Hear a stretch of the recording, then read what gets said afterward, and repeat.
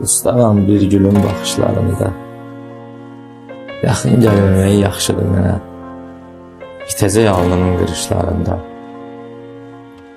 Taleyin qələmi qismət yazanda, səni də bəxtimə yazaydı kaş ki. Son qərib xəyalım, fikrin azanda, sənli günlərim nazaydı kaş ki. Günler oldu hiç evimden çıkmadım. Zengler çaldı hiçbirini açmadım. O sevdiğim film vardı bakmadım. Qəmliyəm, necə qəmliyəm bugün. Daha senin şəklinə də baxmadım. Sildim attım yalnız birini saxladım.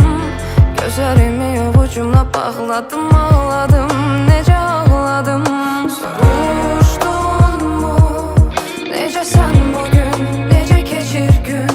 Heç oldu mu, ürəyin dola, amma dil susa. Unuttun mu, elə bir anda gələm ağlına. Heç olmur mu, ya da düşənlər qala yanında. Soruşdun mu, necə sən bugün, necə keçir gün.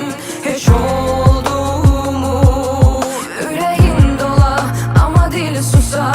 Unuttun mu, elə bir anda gələm ağlına. Heç olmur mu, ya da düşənlər qala yanında. Bir baxarsan mənə məstanə gözün qan eylə.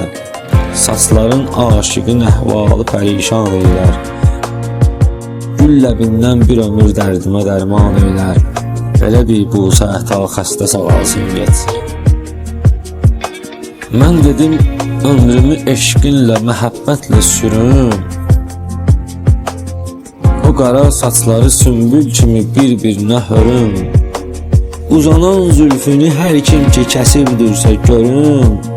Bəxti olsun qara, həm ömrü qısalsın getsin.